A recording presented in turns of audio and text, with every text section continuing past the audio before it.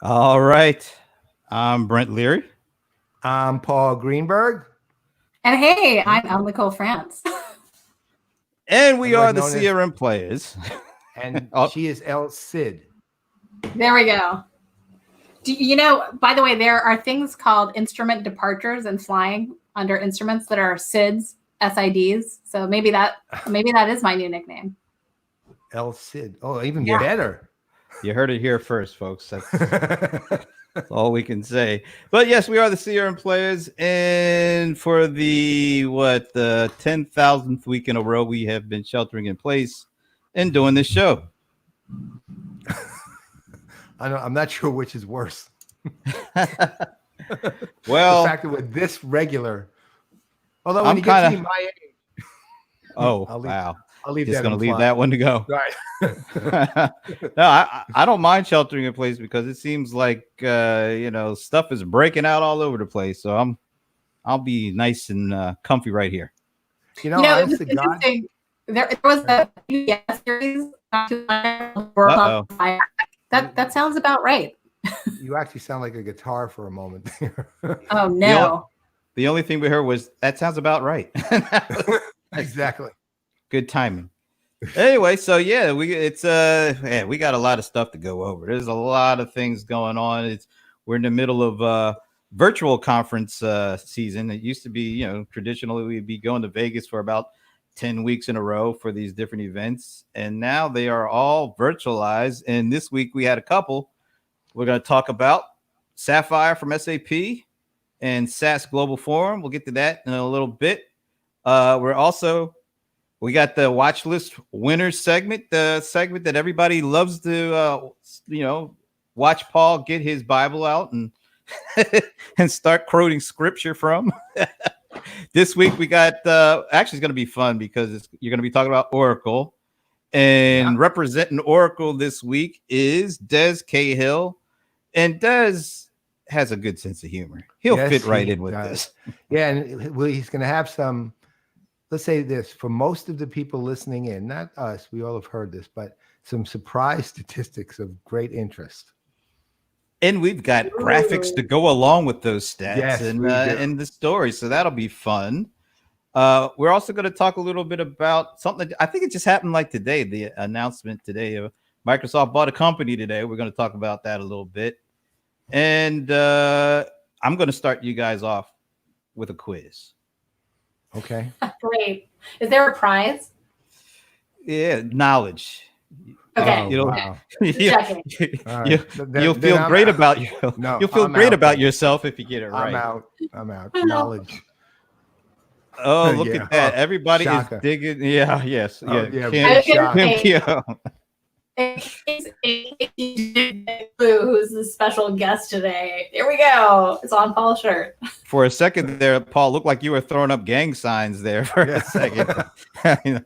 Well, Hey, this is cool. We got to show this. Look at this. LinkedIn has finally got it right. It's not LinkedIn user. It's not LinkedIn user. Oh. That is so great. Hey, LinkedIn finally came through for our buddy Sven. We are glad to see his name and his image, his likeness. So when he starts leaving comments, no more LinkedIn user. Leave that for Esteban.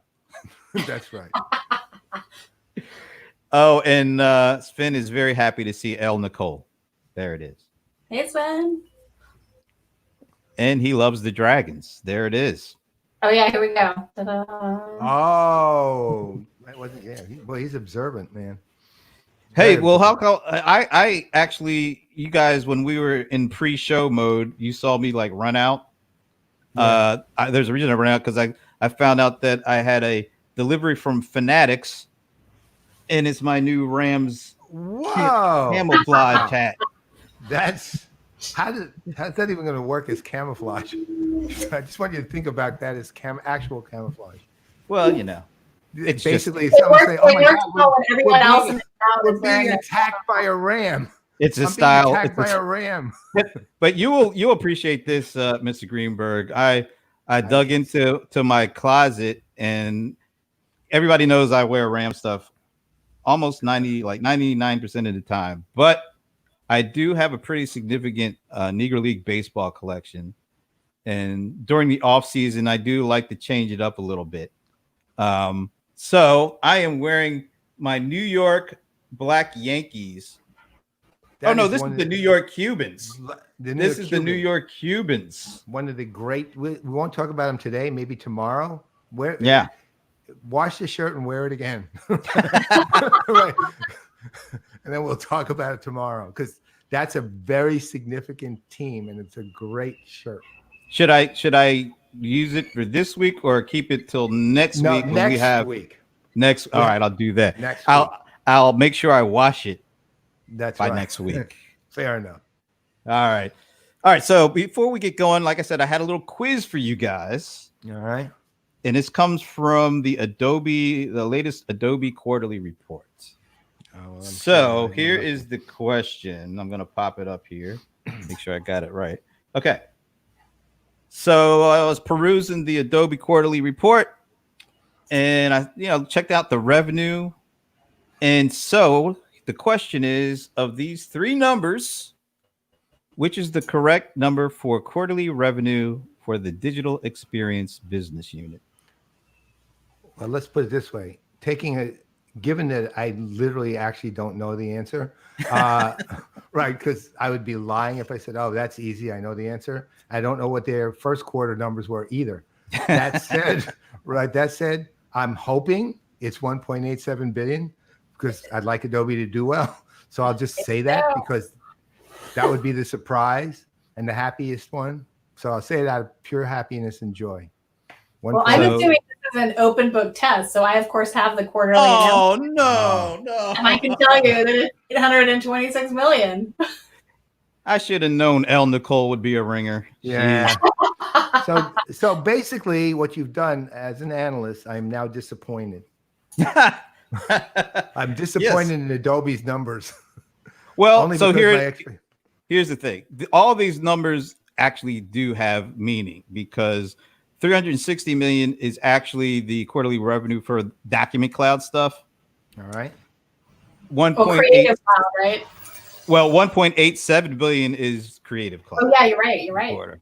So the digital experience stuff, that's a respectable 826 million. Because you got to remember, I mean, Creative Cloud is what they built their whole business on. Yeah. And Document Cloud, that was the last of the clouds to come on board. So the digital experience cloud, that's a good number. But you think about, wow, Salesforce, they're on about a $20 billion annual run rate now with their stuff. And it's all, customer CRM related.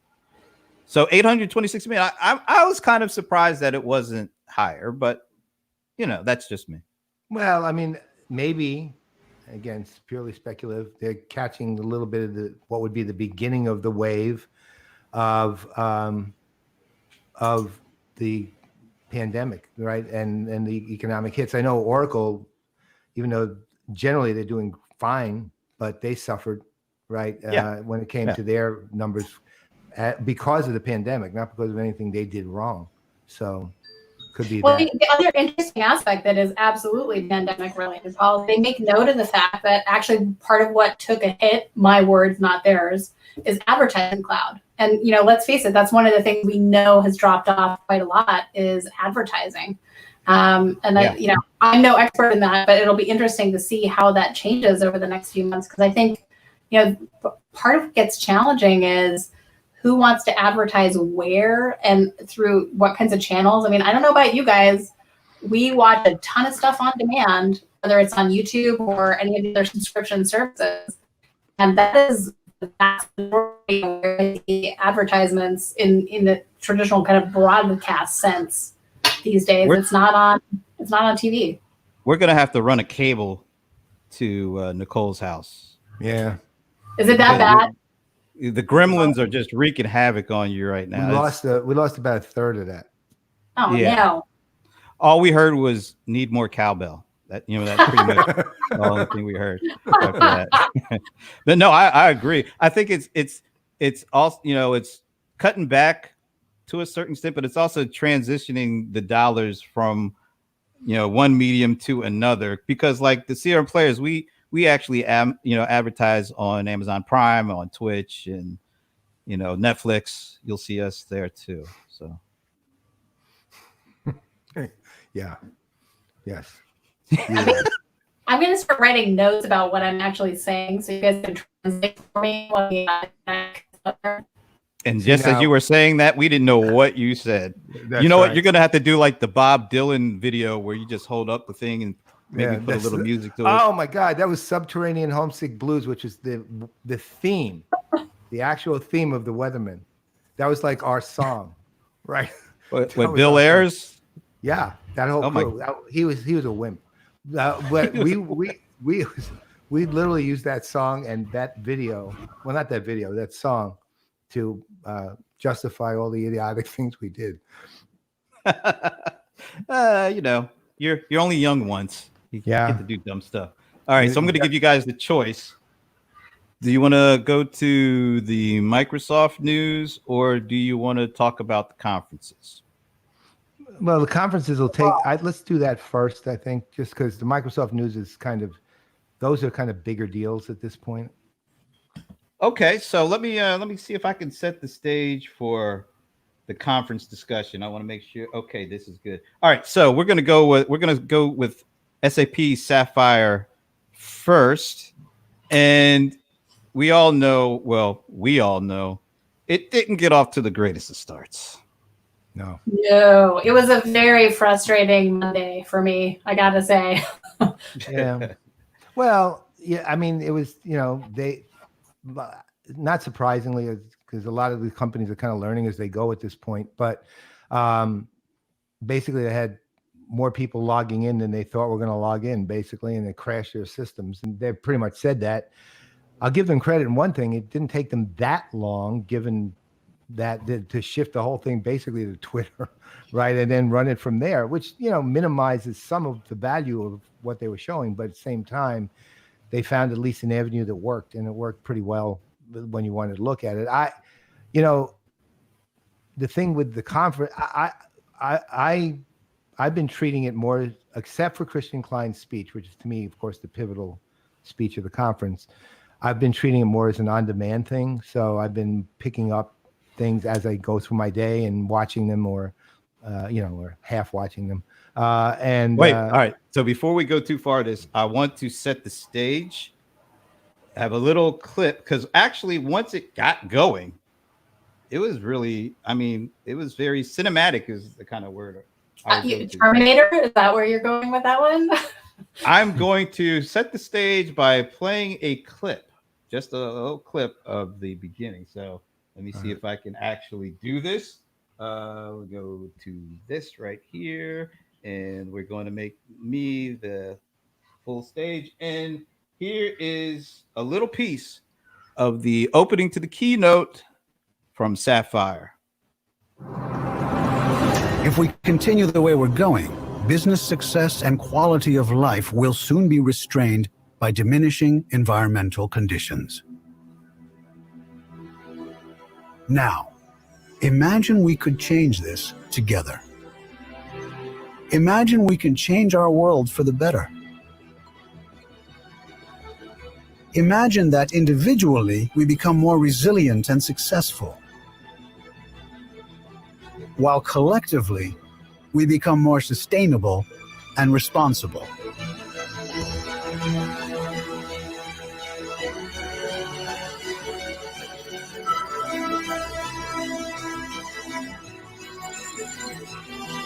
And now we tell you, we can.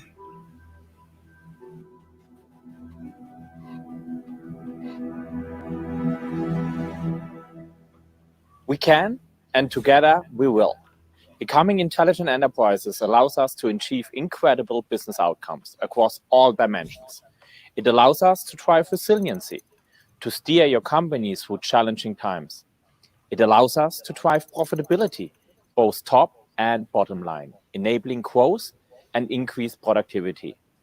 It allows us to drive sustainability by reducing carbon footprint, waste, and transitioning to the circular economy. All right. So that was what it looked like once it finally got going. And I will say this. I know, Paul, you're going to dig in a little bit more, but I was impressed with the cinematics, the kind of the visuals, the sound quality. They actually had a lot of on-screen imagery and graphics, and the use of the green screen, top notch. So they just on the look and feel of that keynote, they have set the bar going forward.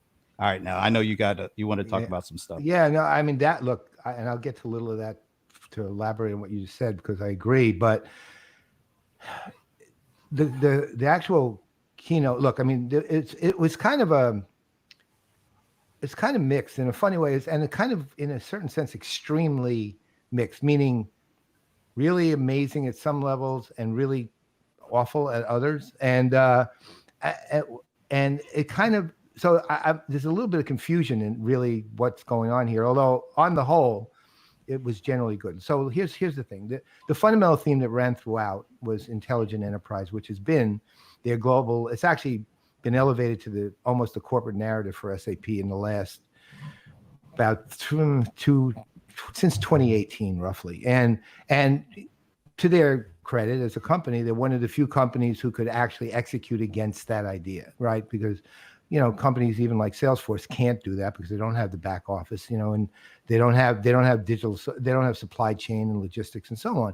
And for SAP in a lot of ways, it's apropos that the three themes that they kind of threaded through that were, resilience and sustainability and profitability. Because given what they're doing now, and given the times we're in, especially with the stretching of the supply chain to almost nothing, to the breaking point, let's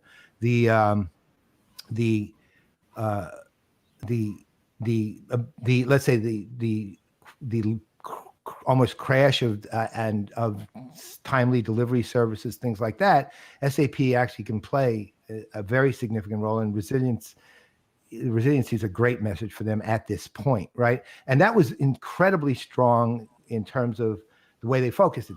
But on the sustainability side, they threw out a very mixed message, and they actually sadly went back to, initially at least, although not luckily on the content later, but initially they said something which I've historically ranted at them about, and literally to their faces many times, and drives me crazy every time I hear it, where Christian said, we are going to make sustainability profitable and profitability sustainable. And look, you do not ever use the word profitable and sustainability in the same sentence, ever. I mean, here's the thing. Sustainability is not an initiative for business to make more money. Right, it's an initiative for the irony is you watch SAP's own commercial with Clive Owens, right? He talks about SAP helps solve big problems, and he goes through issues around climate change and sustainability and so on and so forth. And it's the right approach, it's the right thinking, it's the way you actually consider sustainability. Now, that said, I think that phrasing was literally a phrasing that they thought was a cool sounding message, not how they actually are planning on running their business, right?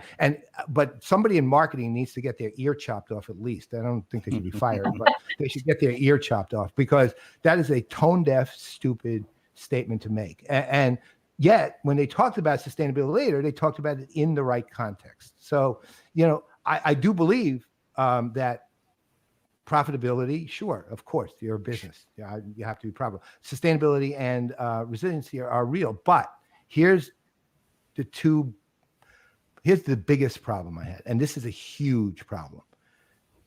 There was not even I guess there was an ancillary mention, but meaning when they said C for HANA, which isn't even the name of it anymore. But there was no discussion about CX whatsoever in the keynote. And what makes that even worse is 2 years ago and 5 years ago, they announced pivots, although somehow they pivoted without pivoting 2 years ago, right? They announced pivots.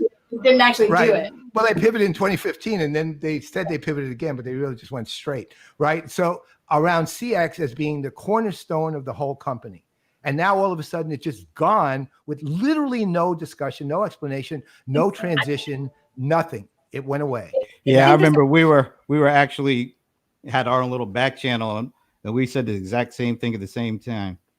They were popping up all this stuff and no C. I don't think I was like, wow, that's pretty. He did once say C for HANA. Yeah, I heard that doesn't count. No, I think that's just a discussion of plastic explosives. Yeah, exactly.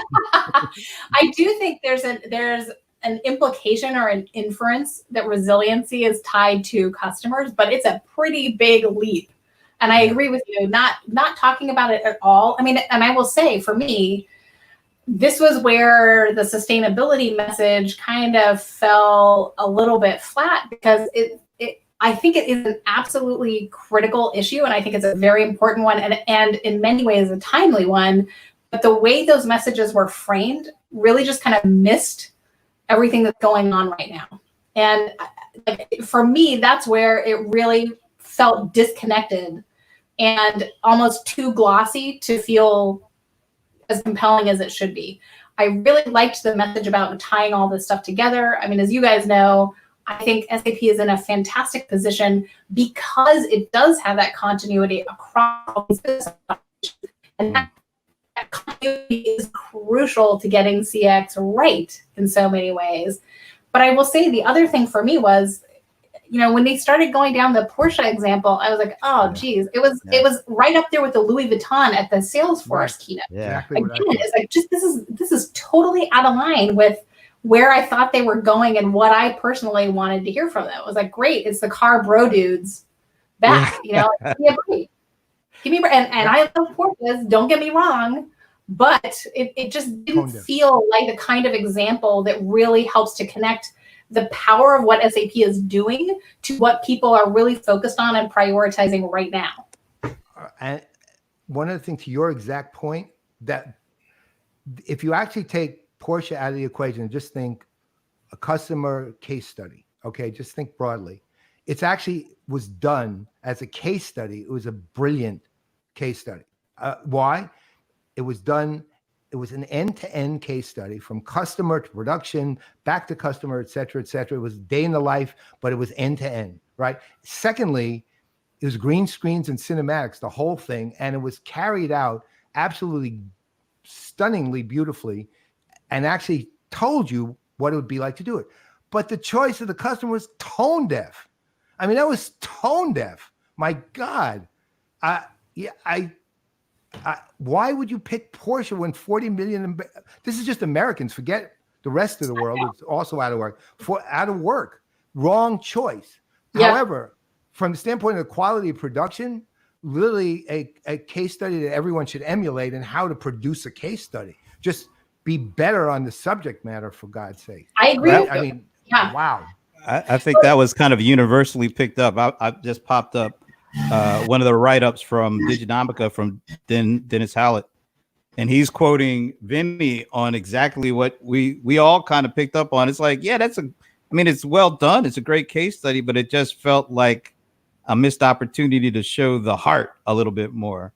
Yeah. And focus on that, because they already have all the others. Like Nicole said, they're in a great position. They have all the pieces, and they could illustrate, with all these case studies about how they can bring it all together and impact things like, that whole supply chain, and important as it is in this time to be able to quickly adapt, move and adjust to the things like that.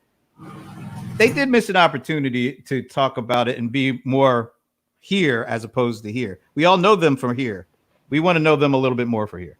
And well, interesting. I'm just going to jump in on top of you, but there was a thing that you could do, an interactive little demo thing that they had where you could order a water bottle, right? Because it was current water, and it was entirely to illustrate exactly the same principles. And I actually thought that was far more compelling as an example of this end-to-end thing, from customer to output from the production, and that was also really well produced, I have to say. I ordered a water bottle that I, will use, but I'm sure the other half will complain that I'm adding, extraneously to our collection on that one. But of that was 11,000. actually a really great experiential way of showing the stuff in action. It was awesome. Yeah.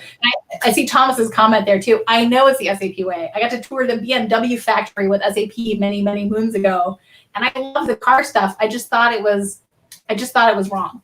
Look, the production of the, regardless of that technical glitch, the production of the conference was brilliant, and actually is the best one of the year by far. Absolutely, no one even close to it.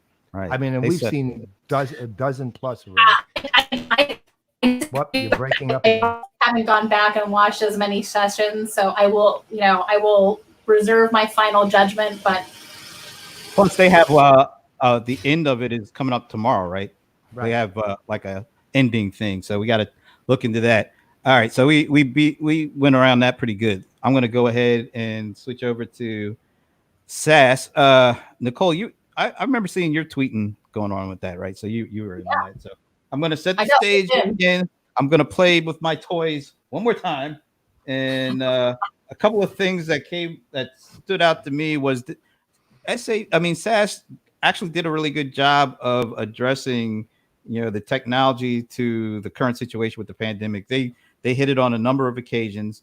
All right, so the first clip I'm going to play is a little thing that they talked about using mobile data to work with one of their partners to look at how they can identify risky areas for the virus hotspots. So let's go to that right now and bring myself up. Okay, so let's look at the next component of Globe's data visualization. This is a weekly static report of the data that we've been looking at, corresponding to the week of March 8th. Same as before, red data are COVID cases. Blue data, again, is that measure of spread velocity. Now, we can see these corridors to the north and to the south that line up with major transportation routes, rail and highway. And this makes sense that those might contribute more to geographic spread. But we might learn something from comparing reports from different weeks. If we look at the report from 3 weeks later, the week of March 29th, let me open that up. We see that many of the cities, let me let that come up for a second. We see that many of the cities that now show increased disease activity are those that had increased levels of spread velocity 3 weeks prior. So this further drives the connection between spread velocity and eventual risk for disease. All right. Let me bring myself back and bring Nicole in. Mr. PG is taking a little break. All right. So that they had a couple of those cases. They had one with the Cleveland Clinic. They had another conversation that actually will bring up as part of their Microsoft partnership announcement. So I thought they did a pretty good job of weaving in how they are working on, using their technology, using analytics and data to kind of help solve some of the challenges around the pandemic. Oh yeah. All right. Go ahead. I thought it was, I mean, for me, SaaS was the winner on Monday. I really thought they hit the right marks. The production quality was good. It wasn't anywhere near on par with SAP's, but I thought it worked. Right. And I thought they were really doing a job of data, both visually and in the way they connected it to what was going on. And I gotta say, I didn't realize that SaaS was doing contact tracing apps, and I think it would do well to look at their applications as they evaluate some of the options. They've got investment from the federal government to try to find some new technology to underpin a lot of their contact tracing efforts. So it looks like a strong contender in my book. There's no expert. Yeah. No, I thought it was eye-opening for me, because when you think of SaaS, you think of analytics and data, of course, but you think of it more from a marketing context. And they pivoted they illustrated in a number of ways. They were right aligned with what was going on and being able to show how their partnerships and their technology could be moved quickly to address these serious issues. And I thought that was really great. I thought it was really timely, and it showed me a little something. Now I'm going to play this last clip because I think the Microsoft partnership announcement was really key in a number of ways, and it goes beyond kind of the superficial. The superficial level to really talk about how they're aligning their technologies together. So let me go to that real quick.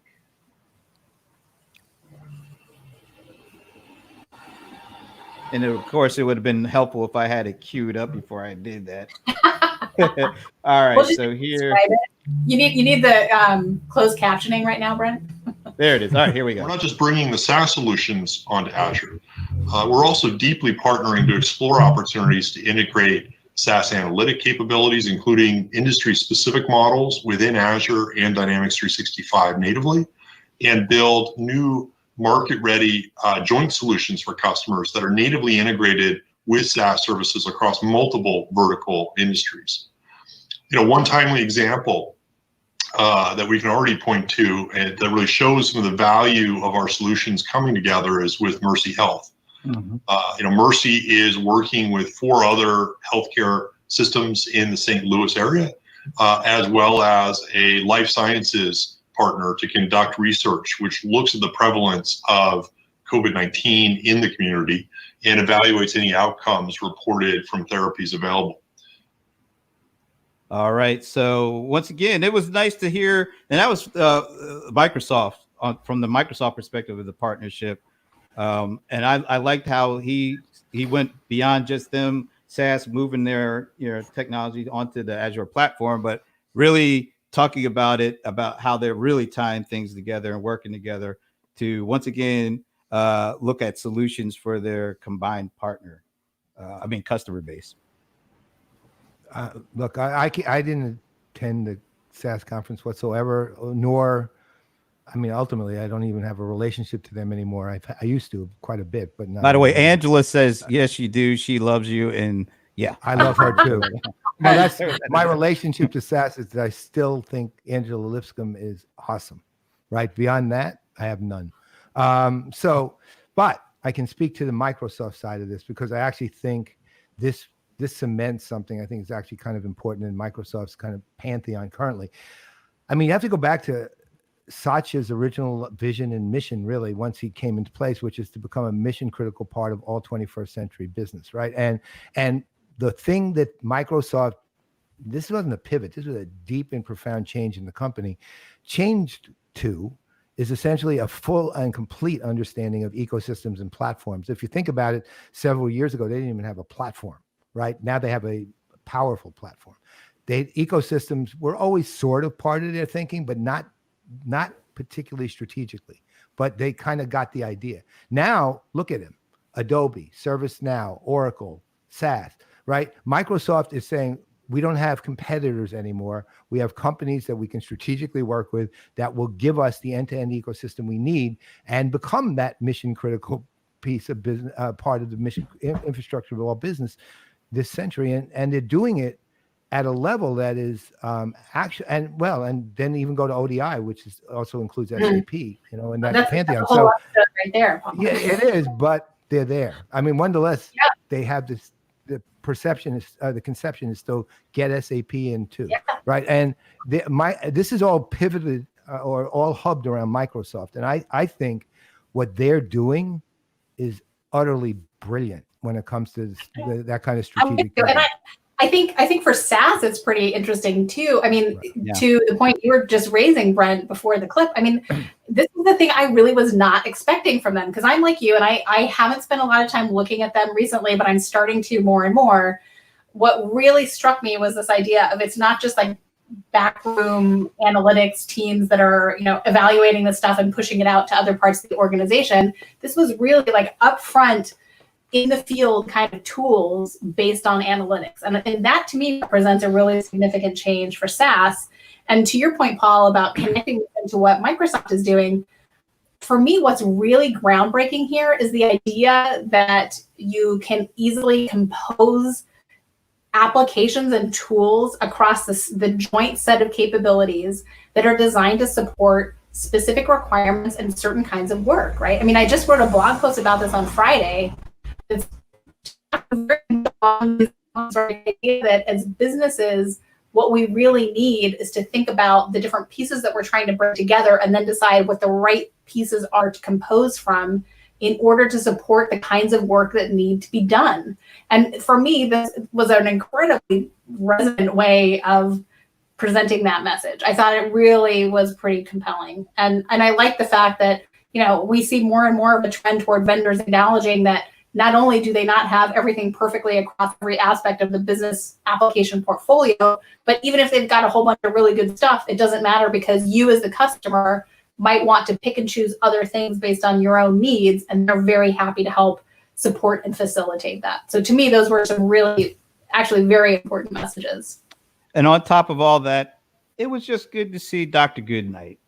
He looked good. He looked sharp. He was, he was in there. He was doing his thing. And I mean, for a guy who founded the company 44 years ago, he was still looking good. So that was an added bonus, I think. Because overall, I thought it was a good conference, though. Was he wearing a suit? Of course. No tie. Yeah. No tie. Whoa. Yeah. He was going radical, man. He's going radical. Yeah, but no, it was good to see him. And overall, I didn't know what to expect going into the conference because I had kind of drifted away. I thought overall was really good. The messaging was good.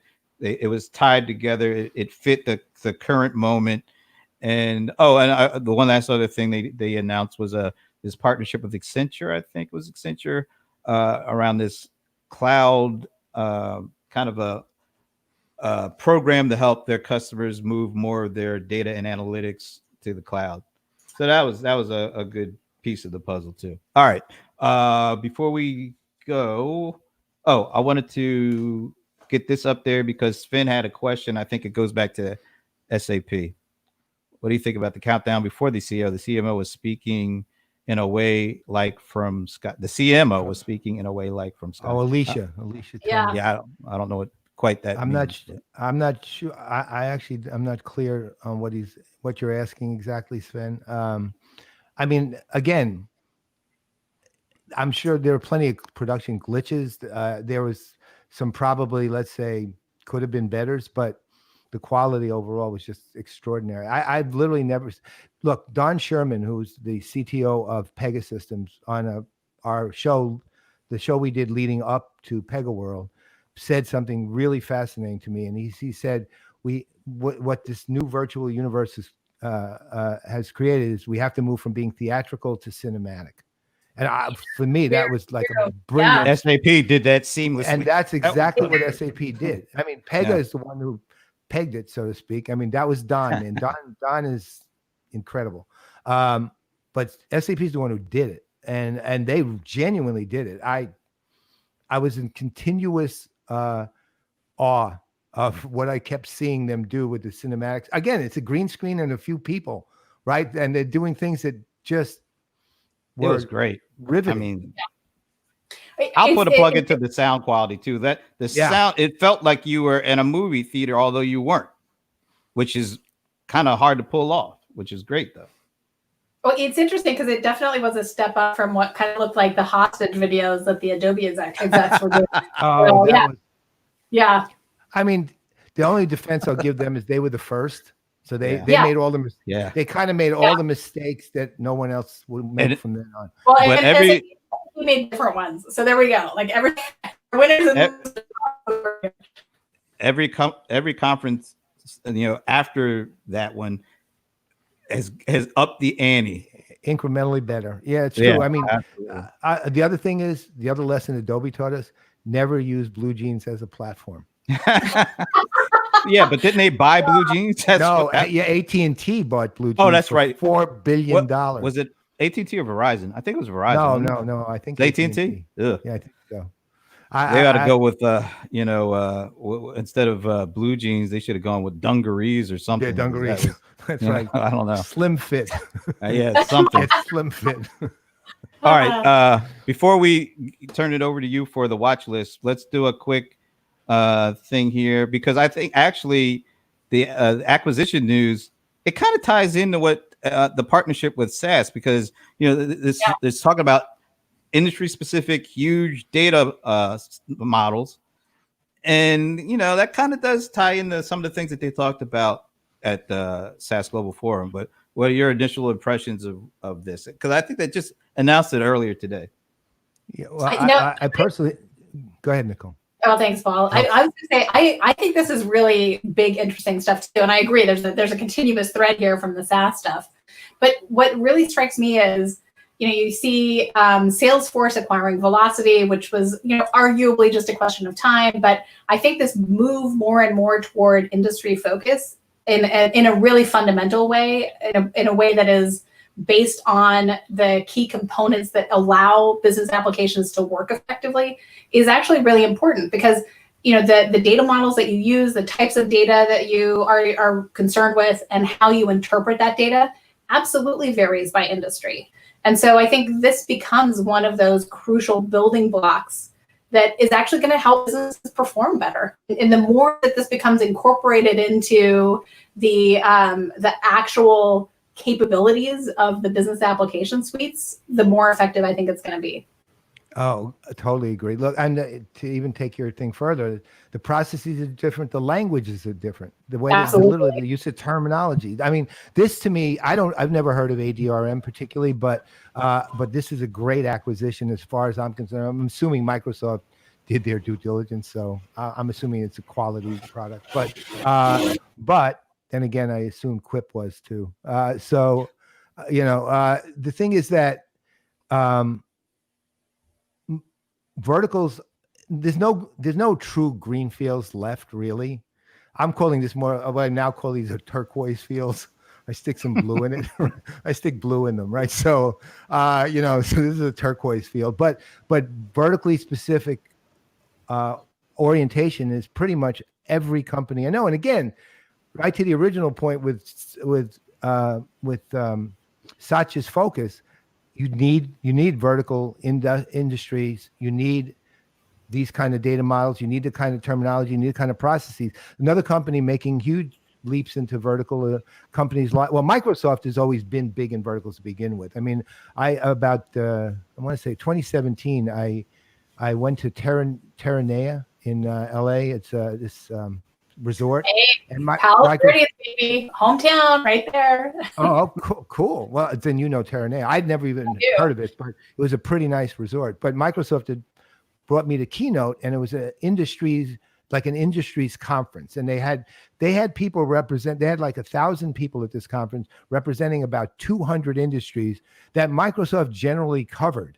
Not that they had 200 highly specific verticals that were focused on, but they were embedded in 200 different industries. And that was down to the level of housing construction. I mean, literally that specific, right? So, Microsoft, this is for Microsoft, not a big transforming move. It's a needed additional move, right? And so, and they are, look, ultimately, if you're looking, and this goes to, somebody made the point, it might've been Thomas actually, Microsoft's the one you got to look out for always at this point. I mean, once they got their act straight, it took them a while, but once they got their act straight, they have just been on a continued roll and making an incredible amount of right decisions, given the world as it is, the alignment that they have, and the resources that they can bring to bear. And I'm always blown away by every move they make at this point. Well, not everyone, but at least most of them. And this one, to me, is actually more important than the press is going to get. Yeah, great. Absolutely. All right, we got to keep moving. Do you have your reading material at the ready? Yes, I do. All right, because it is time for my desk. Oh my God! It broke my desk. It's time for Watchlist Winners. This week is Oracle, and before we let Paul launch, let's just say a quick hello to there's the man. To MacBook Pro. Saying hello to MacBook Pro. How are you, Mac? Hey, I'm good. Hey, Paul. Hey, Brent. Hey, Nicole. Call me Mac. It said name the camera. I have lots of cameras. Wow. This is definitely a first for us. This is what we need LinkedIn user back to talk to MacBook. That's okay. So we just wanted to say a quick hello before Paul launched, and then we will bring you back after the launch is done. Okay. Well, you'll come back and you'll have time to fix. Oh, there he goes, Mr. Oracle. Even better. Yeah. LE might have something to say about that, but that's all right. All right. So we're gonna give Paul the stage, and then we will all rejoin him after he's done. So, Mr. G, here you All are. right. So first, before I start, I have to make an announcement. All right. As you know, I've done the watch list with 1 year in between for 15 straight years, 14 watch lists so far, and they've been consistent. And we've always had between 70 and 150 submissions. So this year, though, I'm announcing that I'm suspending the watch list for this year, although there is something more to it. I'm suspending the watch list for this year for a very simple reason. People are going to be far too distracted to put together watch list submissions, which, as you will see in a second, are very substantial, and they take a lot of time, and they're usually put together in the late fall. And even if the possibility of a second wave of coronavirus is there, that will take people away from being able to focus on this at all. So there's no point in trying to do this year. However, in lieu of that, what I'm going to be doing, and I'll be talking about this in other venues soon, I'm going to be literally giving an award at the end of the year, probably 3 companies, although that remains to be seen still, on the work that they're doing in this crisis. It'll be a watch list special award for basically the social good you've done in the course of this, in the course of the crisis in 2020, right? And so you don't have to enter it. If you're somebody, you don't have to be working at a company. If you want to make me aware of a company that I'm not necessarily going to be thinking of, and don't assume that I'm thinking of anyone, although I am, just make me aware of the company. I'll include them in the list without a whole lot of reservation. And then I will be doing all my independent research for the rest of the year. This is going to start July 1. So that's when the beginning of the research will be. So it's going to be special award. CRM Watchlist 2020 will be a special award to the players. Because look, the principle is very simple. As a company, you will be judged later on what you do now. And I'm going to look at what you do now because that impacts you later. So that's it. Watch list is suspended. I will be sending out more formal notices to those already registered soon. Now, on to happier thing. Oracle, Watchlist winner, and winner of the largest submission in the history of the watch list, 213 pages printed. Okay, so now I will tell you this. Last year, Oracle, when they actually submitted the single best submission in the history of the watch list. This year, the largest submission in the history of the watch list. But the thing that Oracle does, and the thing that Oracle's become very good at, is 2 or 3 things that have actually transformed the company and have impacted the market in ways that were, let's call it maybe 3 years ago, unforeseen. Look, one thing we've always known about Oracle when it comes to CRM or CX over its history is you're going to get very well-engineered products. And when you look at Oracle CX now, you're not only getting well-engineered products, but you're getting products that are well-aligned to the market's requirements and needs. So, for example, one of the products, this was an acquisition that I thought was a brilliant acquisition that has gotten only a small amount of publicity, but deserves a lot more. They acquired a company called CrowdTwist, and CrowdTwist does loyalty. And you think, well, Oracle had acquired Siebel Loyalty, which has historically been kind of the market paradigm, but that's at this point out there. But the thing that made CrowdTwist unique and interesting when it comes to loyalty, it's not transactionally based. It's based on interactions and behavior, and of which transactions are seen as a part of. It's a very different kind of loyalty, but that is absolutely aligned to the market as it is, especially when you're dealing with people who are influencers, the networking effect, all of the other things that you would see day to day that people are doing that support a brand and that proves their loyalty without them ever buying a thing necessarily. Right? Oracle actually now has the technology and capability fully integrated into a part of the CX platform to actually find, measure, and reward that behavior. That's just an example. Again, we have a short period of time, so we can't cover it all. The other thing that Oracle has done and this is mostly since Rob Tarkov took over CX, has become very strategic in their partnering efforts. Steve Fioretti, who's a longtime Oracle veteran, a good friend of all of us. Steve actually runs global partnerships now, and he's handling strategic partners. But the thing that makes it interesting isn't the partners per se. It's that Oracle, and again, 4 years ago, you couldn't say this. Oracle is now thinking thoroughly in terms of ecosystems and platforms, and actually has moved from 4 years ago, with probably the laggard, to one of the most advanced thinkers in the ecosystems and platforms area. CX is a platform, and it's a very clear platform as opposed to a set of solutions or a stack, right?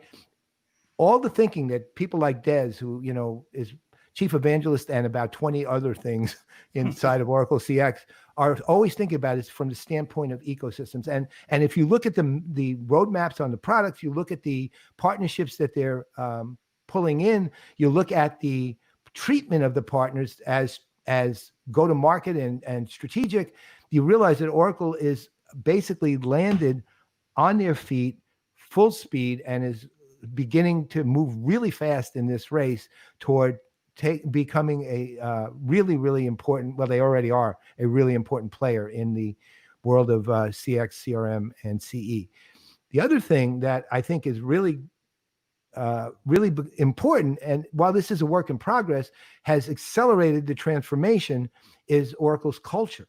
Now, that might sound crazy because that was not what they were ever even thought about for or known for whatsoever, except probably actually more negatively than positively. But now you're talking about a culture that is undergone such a fundamental transformation, is so powerfully infused into both into the CX group, but into the company as a whole now, that it's actually given Oracle a strong foundational way of sustaining impact over years and years to come.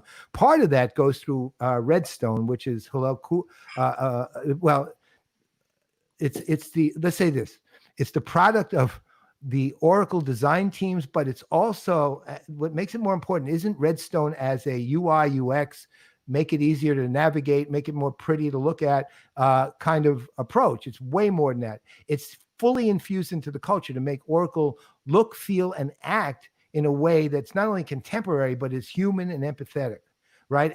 And the empathy is real, and the culture is actually sustaining support for empathy. Part of that comes because Oracle now will tell customers, look, yeah, we might want to sell you that, but you don't actually need that, right? And again, there's tons of anecdotal proof. No, I actually remembered, Kim. Thank you, but I went to a different place. But there's tons of anecdotal evidence to show that Oracle salespeople are communicating with customers. I've actually run across several of these where the customer is told, look, much as I'd like to sell you that because it'll help my commissions, and I'm obviously exaggerating slightly in the dialogue here, you don't need it. You really don't. So don't do it. And again, it's an empathetic culture that's beginning to evolve from Oracle. And then finally, look, I mean, part of what wins the watch list and proves sustainability of impact is the management team. They look, Rob Tarkoff, Des, Steve, they get it, right? They get it. Not only get it, they not only get it, but they also know how to hire the people who get it. And then they give those people the leeway to actually do the work that they have to do, and they get the freedom and independence to do it. All of these things, that's where the idea of sustainable impact over years comes from. Because again, the watch list criteria are very simple. And then I'll close with this. 1, show me the impact you had in the year that you submitted. 2, show me how you're going to sustain that for the next 3 or 4 years. It's 3 years to be exact. And then I'm going to do everything in my power to prove you wrong, that you can't do it.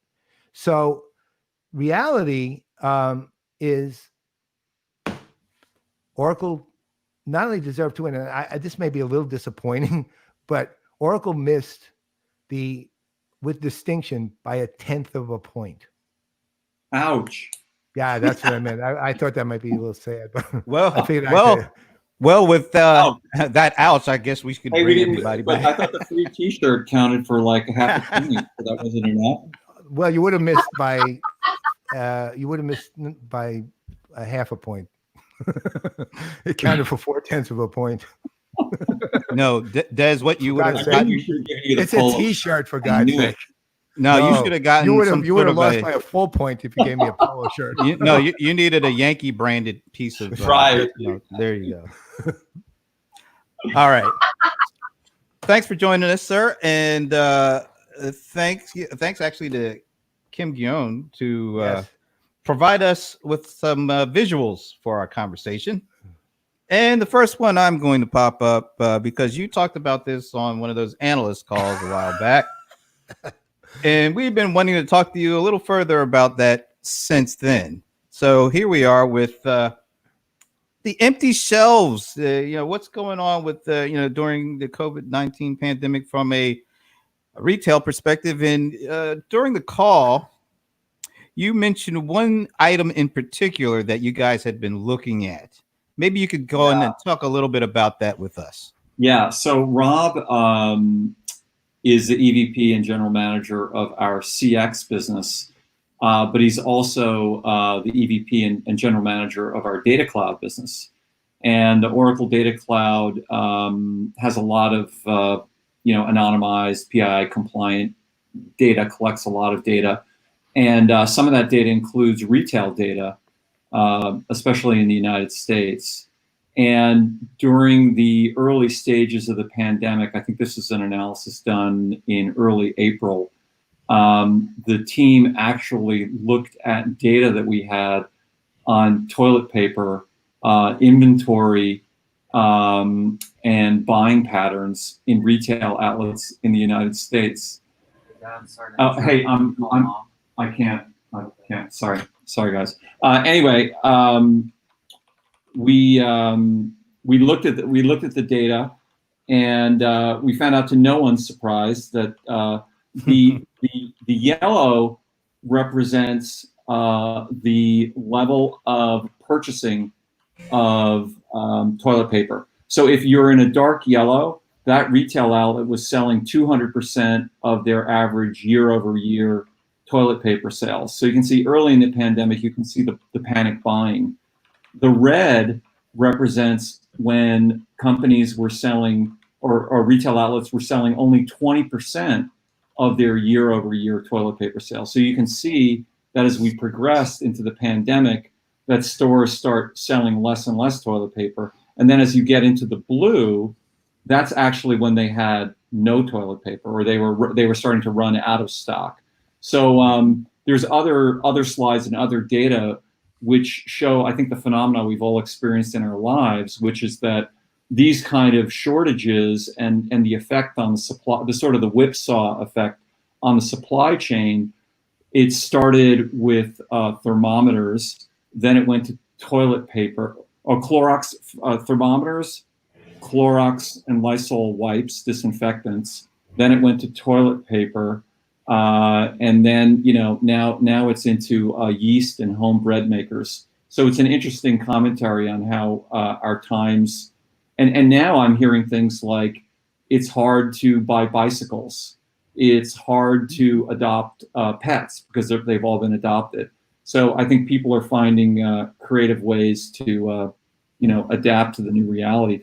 One other comment on the toilet paper piece is that I was speaking to, I think, a friend of all of us. I won't name the person just for anonymity, but I was speaking to someone we all know who works at a major CPG company, and I was talking to her about this toilet paper analysis that we did, the data analysis, and her comment was that the number one driver of downtime on the production line for toilet paper as a consumer goods industry raced to catch up was the time it takes to retool for different SKUs. You got single ply, you got double ply, you got 3-ply, you got plush, you got 8-pack, you got 12-pack. And when this major company looked at their toilet paper SKUs, they realized that they had 300 different SKUs. Wow. And they asked themselves, why do we have 300 SKUs, and why don't we just have like 25 different SKUs? So they simplified their SKUs so that they could maximize their production. And now if you go into a store, I don't know if you guys are like me, but you've probably got more toilet paper in your garage than you need for the next 3 months. So I think the supply chain is caught up. But one of the long-term effects, and probably this isn't just for toilet paper, is do we really need this many SKUs? Do we need this complexity? Yeah. Can confirm. What's I can tell you. What's the value out of that, right? Yes, it's fascinating because I've noticed in my grocery store, so we have one grocery store here on the island, and I've noticed in paper products in general, we tend to have a much narrower selection than we normally do, a smaller number of brands and a smaller number of choices within each of those brands, which totally makes sense, right? As you say, like brand managers come up with new SKUs to try to, find some other angle to get customers to buy something different. But right now we just need the basics. Like, give us what works. Don't need the pattern. Don't need the perfume. Just need toilet paper. I don't know. I like the fragrance. It doesn't hurt. Each his own, Brent. It's all good. This is heading to dangerous territory now. Starting to head to dangerous territory. Here, We have to watch this. So there's also, Steve Fioretti and Jeff Wartgall, they came on with us and they broke out some rapping. The stage is yours, sir. Do you want to do anything for us right now? Oh, you want me to do something? Hey. All right. Let's see. Okay. What? I was just joking, but hey. Yeah, I'm sure. Oh, look, he's got the guitar too. No, Des, come on, you're setting me up here. I can't possibly. Look at this. Look at this. I'm gonna have to give him the full screen here. Hold on a second. Yeah, no, absolutely. There it is. All right. Battle Anyway, this is a song that I don't know. I just fallen in love with. I think it's a cool song. I love the artist, and I'm not sure if this is going to be the best version of it you're ever going to hear, but it's a cool tune. So there we go.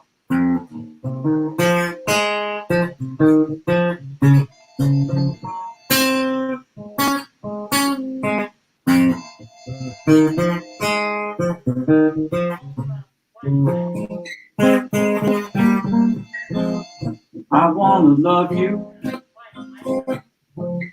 treat you right, I'll share the shelter of my single bed. We'll share the same room with a roof right over our heads. We'll share the shelter of my single bed.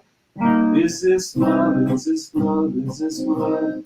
Is this love that I'm feeling? Is this love? Is this love? Is this love? Love that I'm feeling? Whoa, whoa.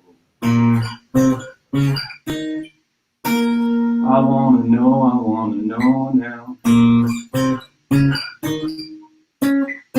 I wanna know now. I'm willing and able. So I throw my cards on your table. I wanna love you and treat you right.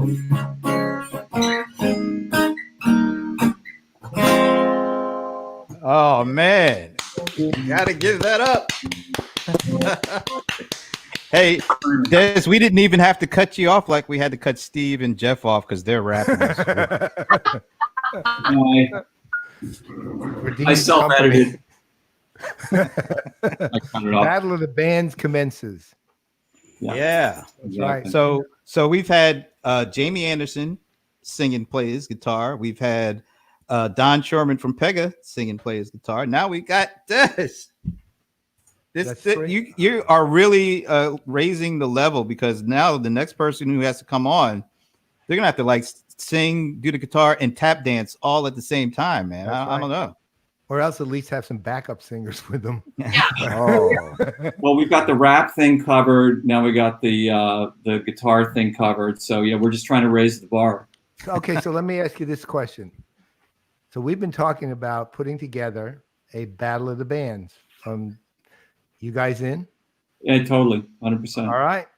Everyone who's listening and heard that. See, they've got more variety. They got rappers. Well, kind of. They've got singing. They got guitar playing. We'll let I the don't know. judges decide. We'll let the judges decide on that one. Oh, Ray, Ray Gerber's saying, trumpet. Yeah, you can. Of course you can. So, yeah, all right, no, so- battle of bands would be great. all right. So Des, okay, on a slightly different note here. All right. So, we're still uncertain about where this crisis is going. We're hearing obviously second wave in the fall, maybe, most likely, I guess is probably more like it.